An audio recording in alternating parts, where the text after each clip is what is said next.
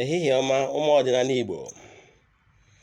Asị nka chi tata bụ eke ketara anyị ihe ọma, ka o ruo mmụọ nnụ mmụọ niile na-anara aja na-anara oke na nkwọ na eke nara aja anyị niile anyị ga-achụ n'ụbọchị taa. Asị m onye si na n'ihe anyị na-eme a ga-enwe isi, si were isi etinye ka o nwee isi. Aka m bụkwa onye nke gị Ugochi tubelu Oraifite, abụ Nwa Adama anyị na-akpụ arụ na Oraifite. Ihe nje maka ịbịa n'ụbọchị taa bụ ka nkọwapụta isiokwu nke ụbọchị taa, maka na abụ m onye mgbasa ozi ọdịnala Igbo. Isiokwu nke ụbọchị tata bụ aja, uru ọ bara ụmụ mmadụ ịda achụ aja. Nwanne na-achụ aja, onye na-achụ aja ihe a na-eme, ndị ụka ọbịa lụtakwa ihe a na-ekwu. Ha na-ekwu na ihe a na-eme ewu aja mas. Ịghọtara ya? Ị na-achụ aja, onye na-achụ aja ụzọ ya na-akwado onwe ya ụzọ. Nwanne, ịkwụsị ịchụ aja, onye ahụ na nsogbu dị. O nwere ụmụ entities of powers a na-achụpụrụ aja. Ịchụpụrụ ha aja, ha na-akwara ụzọ. Ọnya ka eji wee kwuo okwu, one of the laws of nature says givers never lack.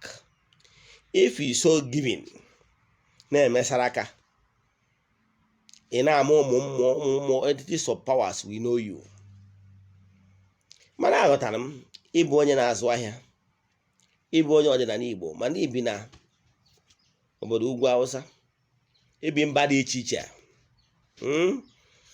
ibikwazi obodo oyibo, ibi na siti. O nwere ụfọdụ aja ime enwezi ike ịchụwu maka na ibi na siti. Onye kpatara iwu ndị dibịa ọdịnala malụ anyị na-anata be nna anyị wee na-alụ. Anọ m be nna m na gwuru be nna m na Oraifite, ka ezumezu mmụọ niile, ụmụ mmụọ niile na be nna na-ejere m ozi. Ịghọtara ya? O nwere advantage anyị nwere nọ na be nna anyị wee na-alụ. Ụmụ mmụọ niile anọ na be gwuru, ụfọdụ abụọdụ mmụọ niile, ụfọdụ ndị ezumezu mmụọ niile mụ na ha na-alụkọ ọlụ. Ụfọdụ abụọdụ mmụọ kpọtara fa, ụfọdụ onwe nna nna ha. Yes, dịka arọ na ogwugwu, ndị adịbụ adịrị, ọ dịtụrị n'anya nna nna ha. Ịghọtara ya? Mana enyi maka ebe kwuo tata wụ maka mkpa ọ dị wee chụ aja. Nwanne na-achụ aja, mana mgbe m nọ n'ụka ọbịa, ma m uru ọ bara wee chụ aja. Ọtụtụ ihe wee na-eme. Ka anyị webere testimony about my life. I was a very successful contractor. I own Polanton Integrated Limited with 3 boreholes. In early 90s, when I was still very small, just out of school, not a water drilling company. I have my own drilling rig at Onitsha. My office is in at Owerri Road, 105 Owerri Road.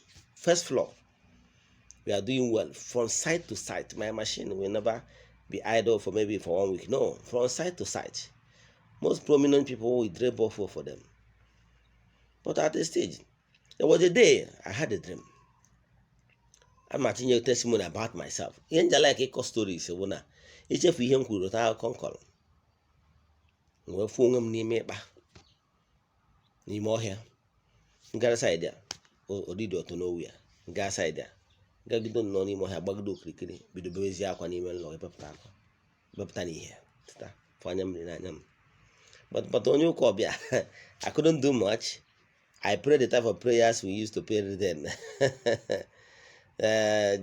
Chapel and the rest of them to no avail.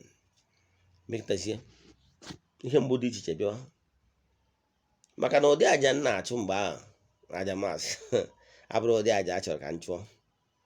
O nwere ụmụ entities of powers needed to attend to.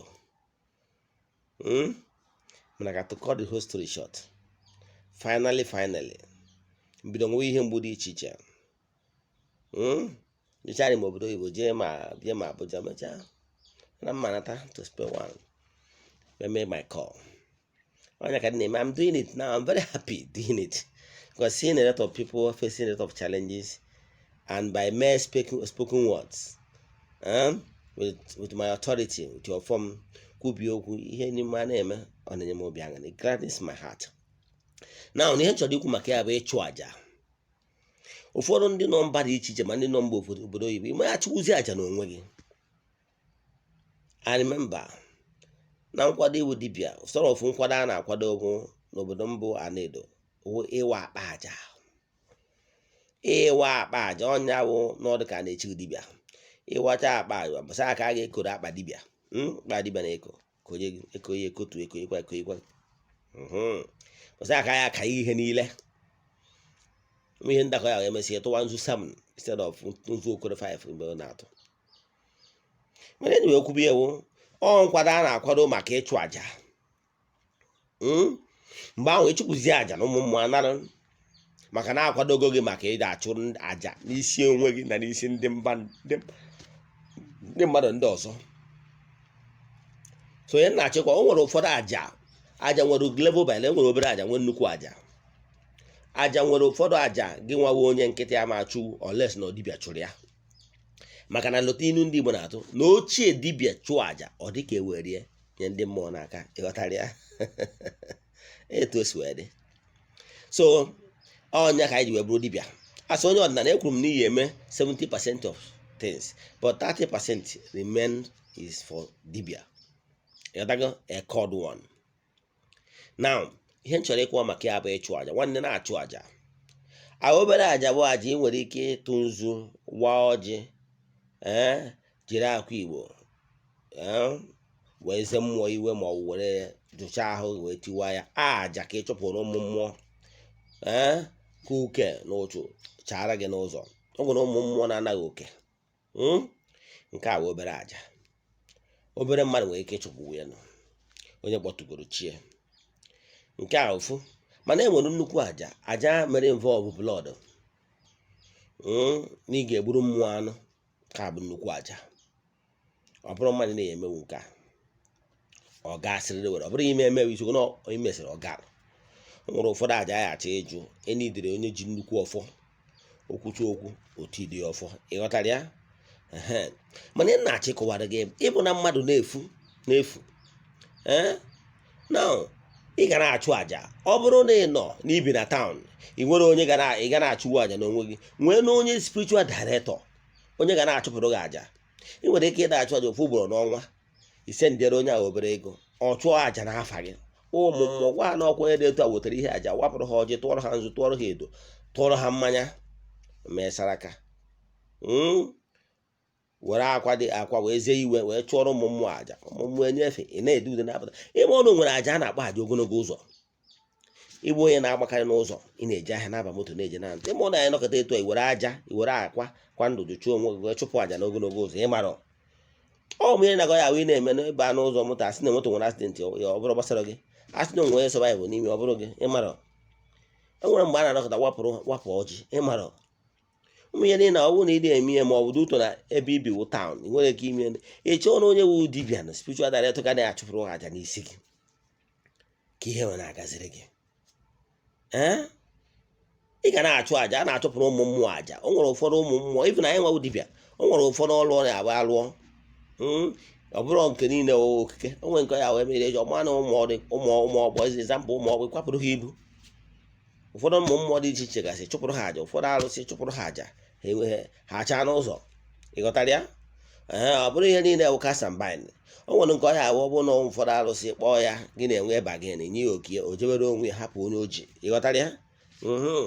Akwụkwọ ndị ọbịa ịkọwachara ụmụ ihe maka na eburo dibịa. Mana ihe na-achọ ịkọwara gị kwesịrị ịma abụ nwee na-achụ aja.